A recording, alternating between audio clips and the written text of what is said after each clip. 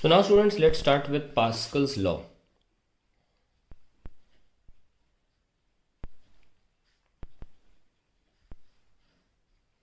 What is Pascal's law? Pascal's law states that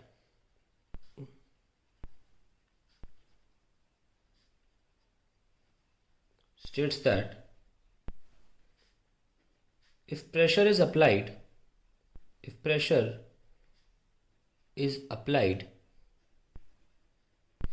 anywhere on a fluid body, then it gets transmitted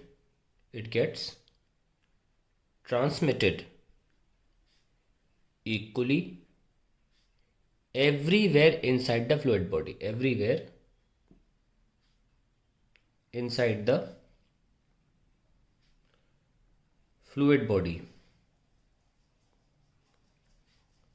undiminished. क्या मतलब हुआ इसका simple मतलब यह है कि अगर आप कहीं भी प्रेशर लगा रहे हैं एक फ्लूइड बॉडी में, तो आपने जो प्रेशर अप्लाई किया हर जगह उतने क्वांटिटी से प्रेशर हर जगह बढ़ जाएगा। ऐसा नहीं है कि आपने मान लीजिए एक मैं टैंक ले लेता हूँ और ध्यान रखना ना, क्लोज्ड फ्लूइड बॉडी या एनक्लोज्ड भी लिख सकते हैं, एनक्लोज्ड फ्लूइड बॉडी।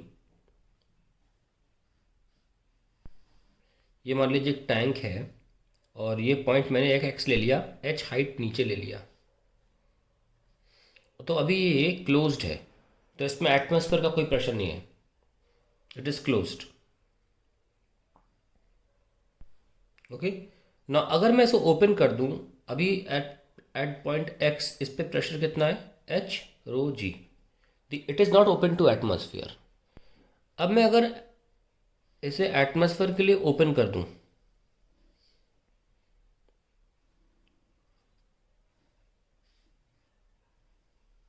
कर दिया ओपन, खोल दिया, तो इसी पॉइंट एक्स पर एटमॉस्फेयर, तो यहाँ प्रेशर लगा रहा है कितना, एटमॉस्फेरिक प्रेशर PATM, तो हर जगह PATM से इंक्रीज हो जाएगा प्रेशर, हर जगह एट एवरी पॉइंट। और यहाँ पर जो प्रेशर होगा, जो पहले रो जी एच था, pressure at X will become rho ji H plus PATM। तो इस क्वांटिटी से everywhere pressure will increase, not just X but everywhere, पर मैं एक्स दिखा रहा हूँ। तो वो ये Pascal's law state that if pressure is applied anywhere on an enclosed fluid body, then it gets transmitted equally everywhere inside the fluid body undiminished। और इसका आप कारण भी जानते हैं, मैंने आपको फ्लूइड प्रेशर बताया था कि जो मॉलिक्यूल्स होते हैं वो कनेक्टेड रहते हैं और एक दूसरे को कांटेक्ट फोर्स की वजह से अपना फोर्स ट्रांसमिट करते रहते हैं।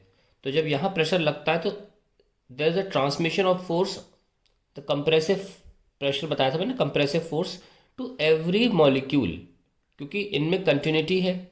एक कंटिन्यूम प्रॉपर्टी बताई थी मैंने कि लिक्विड कभी काटा नहीं जा सकता, हमेशा साथ में ही रहता है। तो वो जो मॉलिक्यूल्स यहाँ पर फोर्स महसूस करते हैं एटमॉस्फेरिक प्रेशर की वजह से, सारे के सारे इक्वली ट्रांसमिट करते हैं हर जगह, बिकॉज दे ऑल कनेक्टेड। जैसे मैंने आपको डायग्राम बताया भी था फ्लूइड प्रेशर का। सो उसी का एक तरह से केस समझ सकते हैं ये, how it is able to transmit a pressure undiminished. ये बहुत इंपॉर्टेंट वर्ड है, मैंने अंडरलाइन किया है, अनडिमिनिश्ड। ठीक है, एक बात ध्यान रहे कि ये पास्कल्स लॉ जो कहता है that pressure will be transmitted undiminished, इसमें बहुत इंपॉर्टेंट कंडीशन है क्या, the liquid should be incompressible. क्योंकि अगर इनकम्प्रेसिबल हुआ, कंप्रेसिबल का मतलब ये है कि मॉलिक्यूल्स काफ़ी दूर हैं, तो वो फोर्स ट्रांसमिट नहीं करते हैं, है ना, सारा का सारा। अगर दूर होंगे मॉलिक्यूल्स आपस में तो सारा का सारा फोर्स ट्रांसमिट नहीं कर पाएंगे एक दूसरे मॉलिक्यूल्स को, इसीलिए फ्लूइड प्रेशर में नॉट बी इक्वली ट्रांसमिटेड। तो बहुत ध्यान रखें कि इस बात का कि ये फ्लूइड इनकम्प्रेसिबल होना चाहिए। ठीक है, तब ये भी एक इम्पॉर्टेंट कंडीशन है under which Pascal's law stated. Let me explain you with an experiment.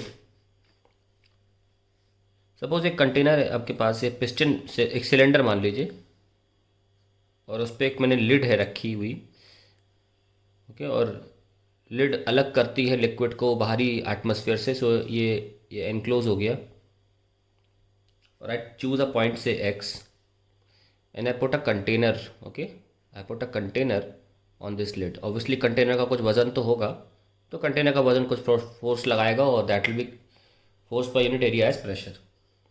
अब इस कंटेनर में कर क्या रहा हूँ ना, इनिशियली प्रेशर कहता है, इनिशियली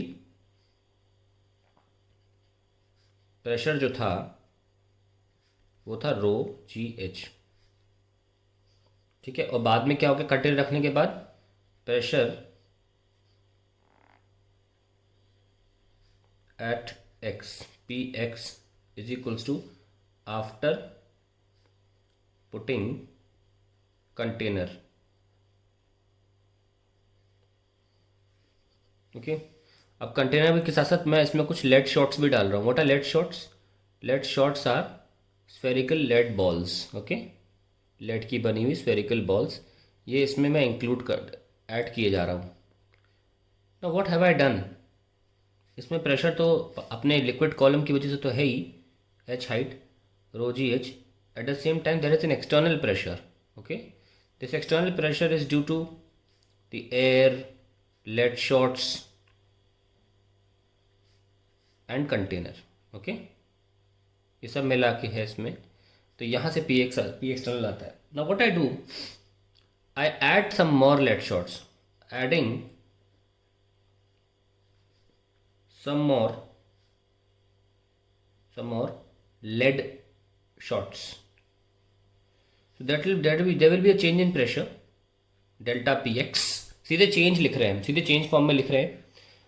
अब आप बताइए क्या आपने इस चीज़ में कोई चेंजेस किए, रो जी एच फॉर्म में कुछ चेंजेस किए? नहीं किए ना। डेंसिटी चेंज करी नहीं, हुई नहीं, इसीलिए मैंने कहा था इनकम्प्रेसिबल होना ज़रूरी है, क्योंकि अगर कंप्रेस हो जाएंगे तो ना, तो डेंसिटी का फॉर्मूला क्या होता है, डेंसिटी होता है m बाई वी।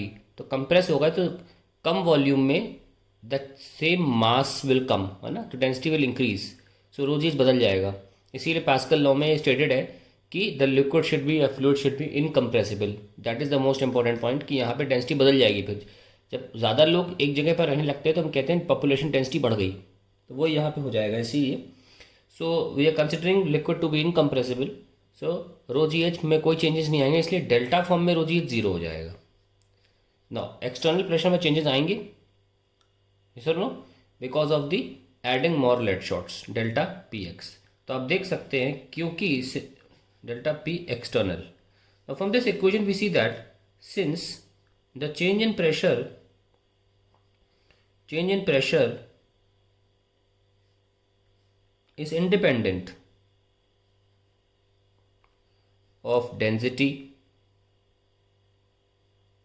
है ना, change in pressure is independent of density or height of liquid column and only depends on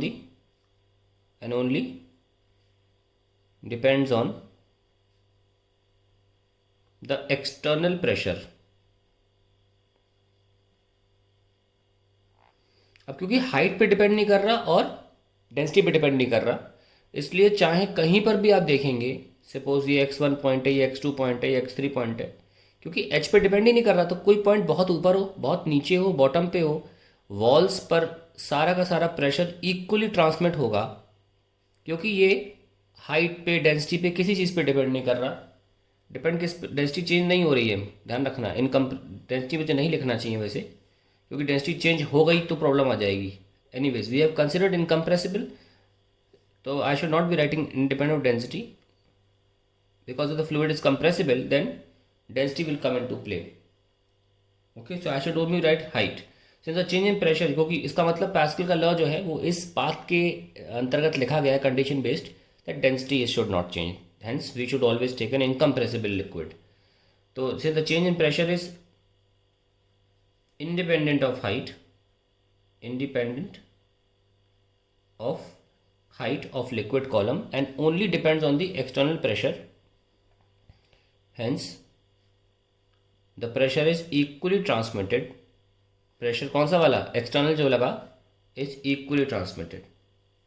अब इस एक्सपेरिमेंट से क्लियर हो गया होगा कि बाहर से जो भी चेंजेस हो रहे हैं वो अंदर हर जगह बराबरी से फैलेंगे, क्योंकि वो सिर्फ बाहर के ही चेंज पे डिपेंड कर रहे हैं, अंदर की किसी प्रॉपर्टी पर डिपेंड नहीं कर रहे हैं। इसलिए सर लिख रहे हैं external pressure, hence pressure external is equally transmitted.